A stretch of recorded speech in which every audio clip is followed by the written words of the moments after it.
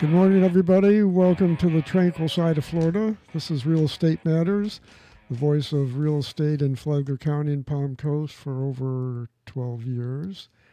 I'm Toby Tobin. I'm the publisher of real estate news website gotoby.com.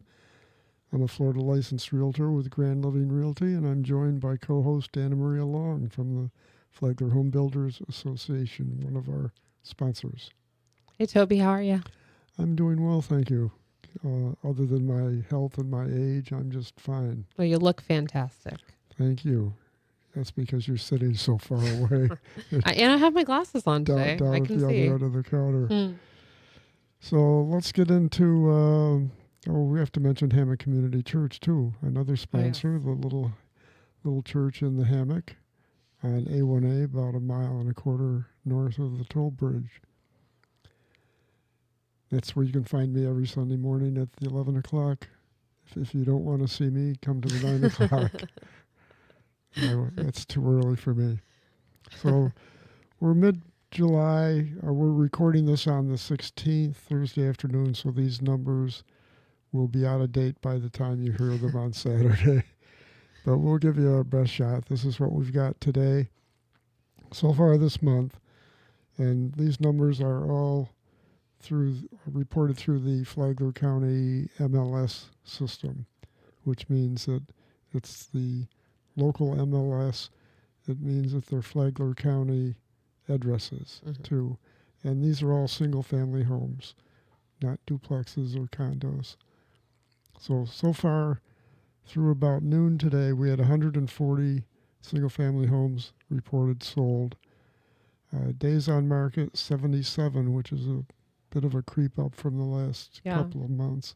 We've been in the 60s for quite a while. That compares to a year ago when the entire month of July, 230 homes were sold. Days on market then was 60.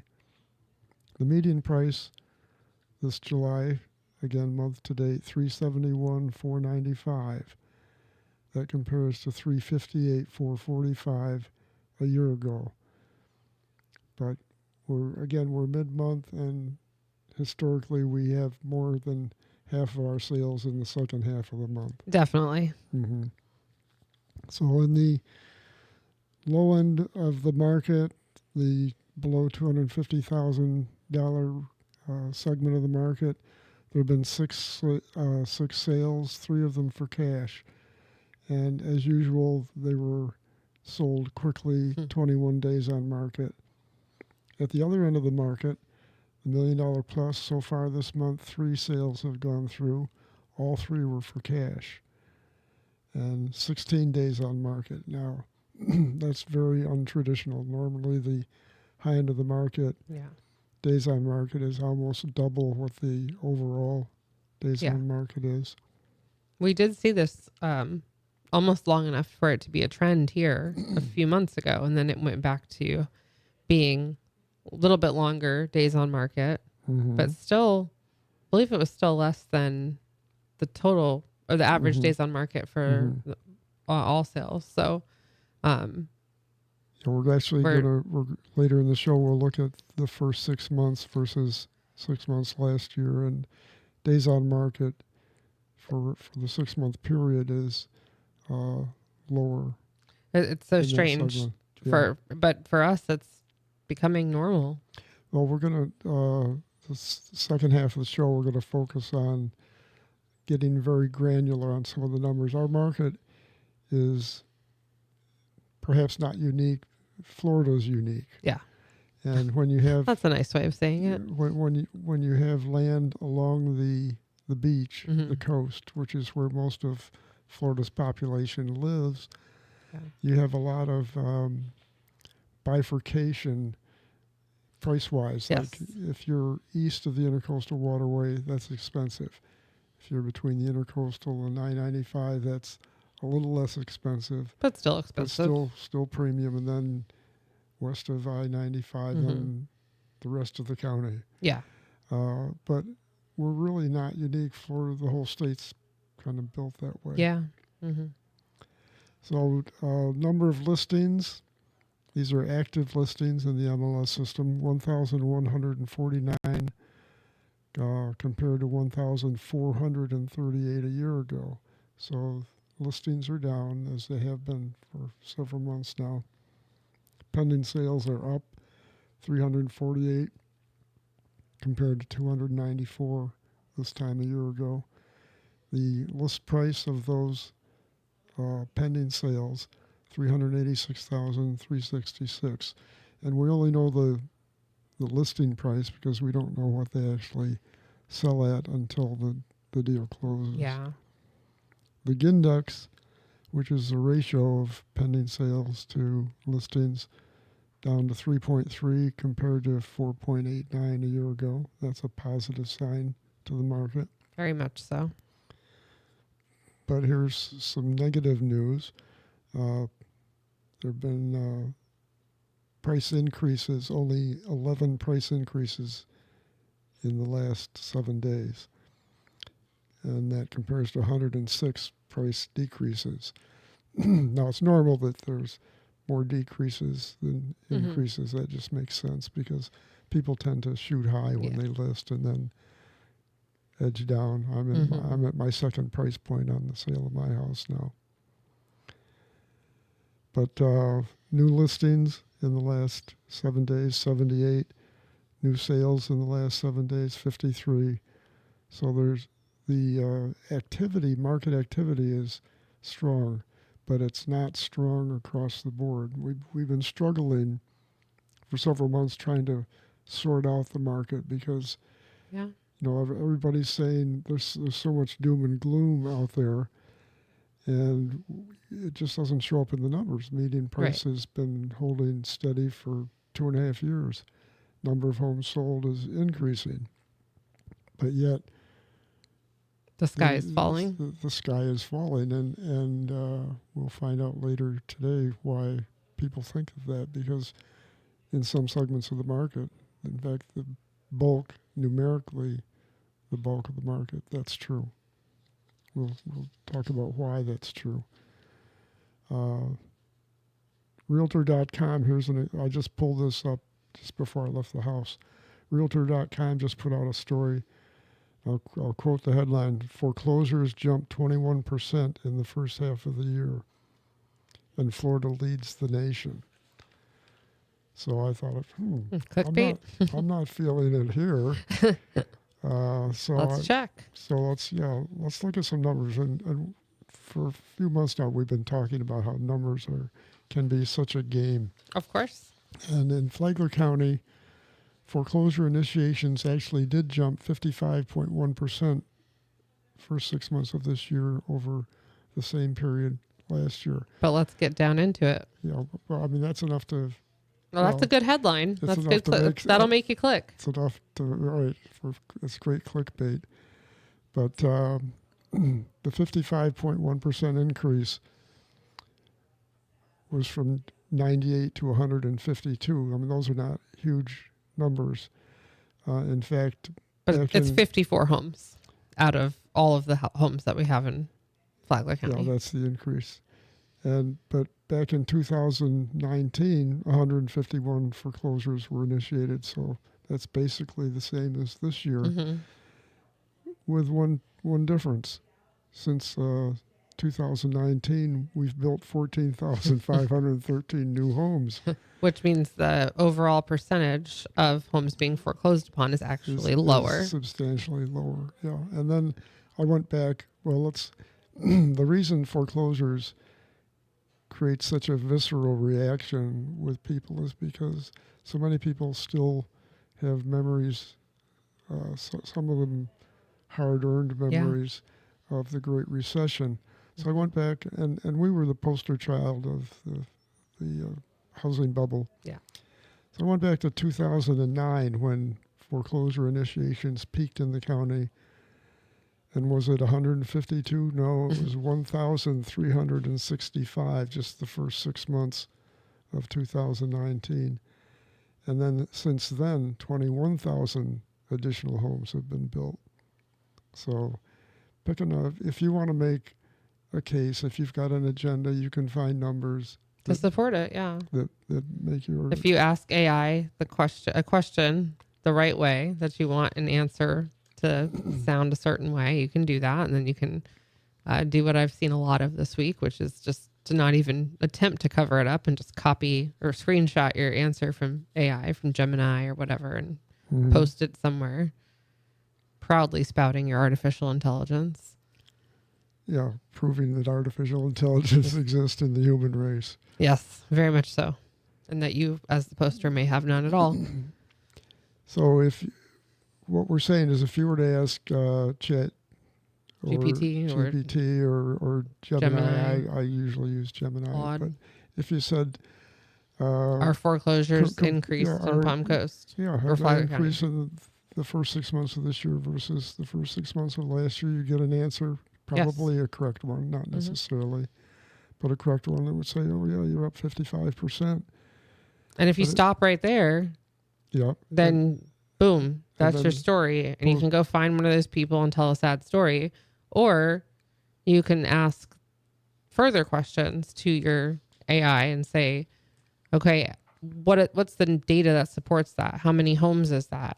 Mm-hmm. What is the history behind this? And what's the maximum number of foreclosures in the 6 month period? Yeah. And an initiated foreclosure and a completed foreclosure are different. Yes. There are things that an individual or family can do to mitigate the foreclosure proceeding. Well, when the foreclosure completions, that means that's the at the end of when the bank actually takes possession, or it's sold at the literally the courthouse steps or online auction. But what can happen is you could bring your mortgage current. Just get back straight with the bank, and you're good. You could renegotiate with the bank. You could refinance with another bank. Yeah. You could have a short sale. Yes. And a short sale, for those of you who weren't around in the Great Recession, is when you sell the house with the bank's permission at less than the outstanding balance on the mortgage. Right. So for today's topic, I've gotten some good response from an article I just put up about a week ago. In fact, it was July 12th. On gotoby.com, and what it does is it examines the market segments. It gets a lot more granular to try to find out what's really going on in the market. And here are some highlights first of all, comparing June 26, June 27. The total sales hit a monthly record this June, rising 14.9% to 152.9 million from May. 328 homes were sold, as reported through the MLS, a 27.1% increase from a year ago. The median selling price, $364,425, was in line with basically the last 2.5 years. Days on market down 17% from 1 month ago. And as we were talking earlier, those are all pretty good sounding signs. But then let's look at the June. Those were the highlights. Let's look at the lowlights. I made that word up. Price decreases outnumber price increases. Lowlights are not. That's not made up. It's in hair. It's a hair color thing. It's real. But 117 to 6 just last week. The percent of homes sales for all cash reached a recent low of 29%. And that's the second lowest level in the last 2.5 years. That's a period in which cash sales have averaged 33.9%. So, and that change typically indicates a decline in investor buying. So that would classify as a low light. Yes, but some may see that as a good thing. Yeah, true. Reported sales typically don't reflect most builder concessions, such as mortgage rate buy-downs. We've touched on this in the past. But no charge add-ons like screen enclosures, credits towards closing cost. But concessions can vary values in the tens of thousands of dollars. I mean, you could have Oh a yeah. $400,000 home sold for $400,000, but they bought the interest rate down to 3.9%. hmm They put in a new upgraded cabinets, a screen enclosure, upgraded fixtures, Yeah. ceiling fans. When I bought my new home, it was I had a bought down rate. hmm So anyway, to match, but here's something new to the market that I'm hearing it just anecdotally, but to match builder incentives, existing home buyers are increasingly, or home sellers are increasingly offering their own concessions. Now they can't typically buy down a mortgage, although No. they could. They can't throw in a screen enclosure, but they can do other things like throw in uh, I gave dollars, furniture, and I gave dollars towards flooring. credits toward, yeah. Flooring, because I knew some stuff that it needed to be replaced, and I just didn't want to do it before moving. It's such a process. I said, Right. yeah, we can put this much concession or credit towards the flooring or whatever it might be. Things that didn't need to be repaired for the person to move in, but something that needed replacing. And along that with maybe a contribution towards closing costs. So. My mom included her appliances as well as her washer and dryer. Which isn't always included. Right.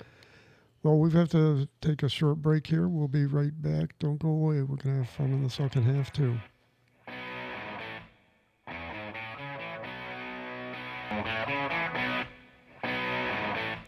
Well, welcome back, everybody. Thanks for staying with us. This is the second half of Real Estate Matters.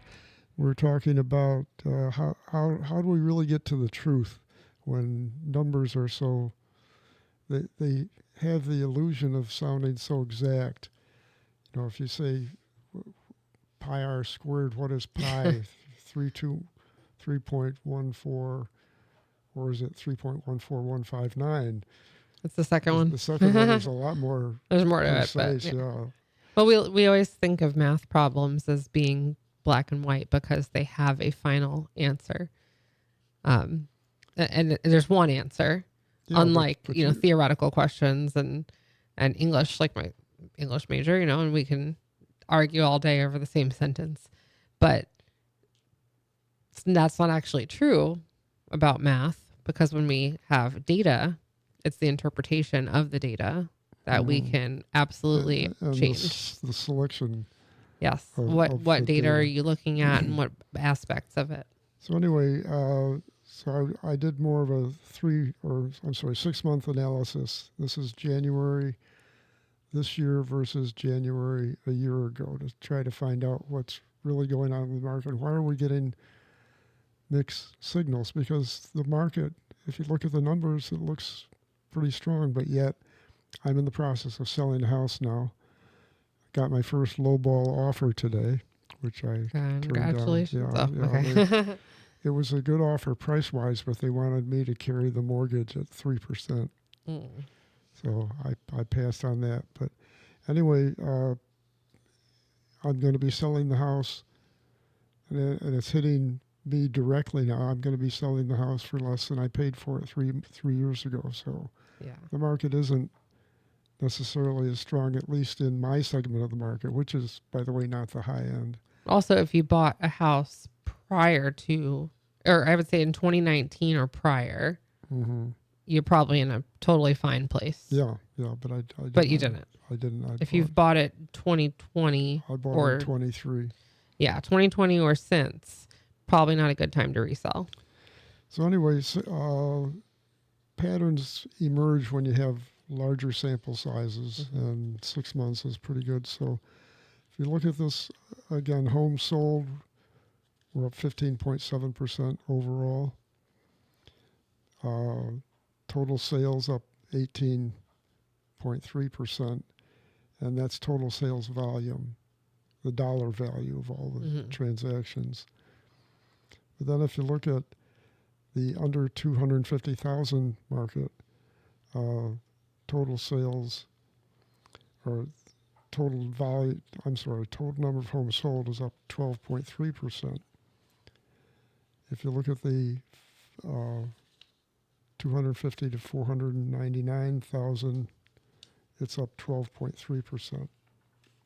If you look at the 500 to 999 market, it's up 34.2%. Yep. Bingo! I think That's the one. I think we struck a nerve. Yeah. And that's also a larger.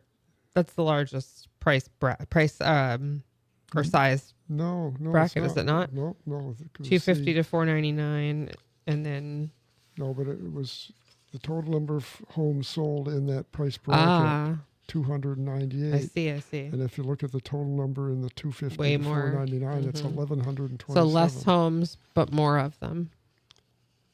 Or The I total didn't say that sales, right. the total sales Thank volume you. went up a greater percentage. That's the one. It wasn't more volume. It worked in here, just didn't come out. This is what happens when math bumps up against an English major. So honestly true. Then in the $1 million plus market, the number of homes only went up 6.9%, but total sales went up 18.9%. So, so aside from reaffirming the comments above about June, the 6-month chart provides a more granular view of the underlying trends, and then focus on the higher end of the market, particularly the 500 and 999 segment. This segment leads the charts in all categories. Largest percentage increase in homes sold, largest percentage increase in selling price per square foot, the greatest percentage increase in or decrease in days on market, and the largest percentage increase in total sales. Yeah, and that's interesting to me, especially because there's a that seems to be where like our semi-custom homes end up in that price range. Right. Mm-hmm. And so these are conversations that I'm having a lot with these builders, and they have lots of questions about where are they in the right price point and things like that, and what should they be building, what is the market looking for. And this is such fantastic data that I really cannot wait to send them and tell them to listen to the show, because I can't think of any better information to give them. Oh, and just a reminder, all of this information is available on gotoby.com. Yes. The latest, including all the numbers and the chart that we're referencing here. Mm-hmm. Yep. And the reason these things are important is because the way, if you just say median price of all the homes sold in Flagler County, median price means half of the sales are below that number and half are above. But if you take it without, you can actually lower the real value of a home, of all homes, and still have a constant median price or even a rising median price if you shift your weighted. So more homes in the 500 plus are selling, fewer homes in the 250 to 500 are selling. Even if they're selling at less than they sold for 2 years ago, the median price can go up. So numbers, they're not always intuitive. No. So, and then again, we talk about the new construction. I call it the smoke screen, more gymnastics with numbers. We talked about builder concessions, but there's also difference in high volume versus low volume builders. Yes. And yes, definitely. Most of the new construction reported sales are production builders, and they're building more. And they're building more, but they're building in that 250 to 500 market. They can build at a lower price point because they get the materials at a lower cost because of the amount of materials they purchase. No, and then they set up. It's an assembly line. Yeah, they schedule and get all of their trades at a lower cost as well, because they're again bulk work and doing it in the most efficient manner possible as far as like you said, assembly line, timing it so that the trades can come out and go one by one, next. Yeah, well, the community that I'm in, my home was not, it was a block home built by a local builder, but D.R. Horton's building out the rest of the community. and they're putting up specs and selling them already pre-built or Yeah. during under construction. But it's like watching an ant farm. Mm-hmm. When I saw just like 5 doors down from me, they put up 3 homes at the same time, side by side. Mm-hmm. They put the roof trusses up all in one morning Yeah. on all Well, 3 because they homes. had they And had the machine there to yeah, so, put I them mean, up. you bring the crane in, you're paying so much an hour for the crane. Yeah. So, And the and I crew and the watched them. operator. I timed them. They were lifting 1 truss every 90 seconds. It's incredible. Just incredible. Well, we're running out of time. You want to wrap up? Yeah. One note before we wrap up, because I know because we're talking about D.R. Horton and wood framed houses, I have to say it that a wood framed house with zip or another type of building wrap properly applied will actually hold water out of your home in case of like flooding, maybe from a hurricane, longer than block. Mm-hmm. And that both block and wood are all built to the same Florida building code. Mm-hmm. Yeah. I And can't stand reading this stuff online, and I will not No, comment. So I'm going to say it and here on the airwaves. they're all written by people that moved here from a wood frame home. I know. The best part. All right. Video podcasts of Real Estate Matters are available on gotoby.com. Click on podcasts on the top navigation bar. Show notes are included so you can see what we didn't get to on the show. Also on gotoby.com, the Flagler County interactive map of residential developments and subdivisions, which is updated regularly, currently viewed over 11,000 times. And let me be your consultant at no cost to you. Owners associations and property tax systems, the Florida property tax system, largely misunderstood by buyers and sellers, especially people from out of state, but some people who've lived here a long time still don't get it. But anyway, I have a long history of being on condo boards, homeowners association boards. I was on the Flagler County Value Adjustment Board for over 10 years. So here's my offer to you. If you're thinking of buying or selling property in Flagler County, call me first. And after we talk about what your needs are, what your wants, what your lifestyle goals are, how much money you got to spend, or how much you have to get for your property, I'll connect you with a licensed realtor that I've worked with in the past that I know is good for your particular segment of the market, or a builder. And you get me to hang on as a consultant. It's not just we don't just throw your name over the fence, which is the typical referral business. So look forward to hearing from you. I'm Toby Tobin, and I approve this show. See y'all next week.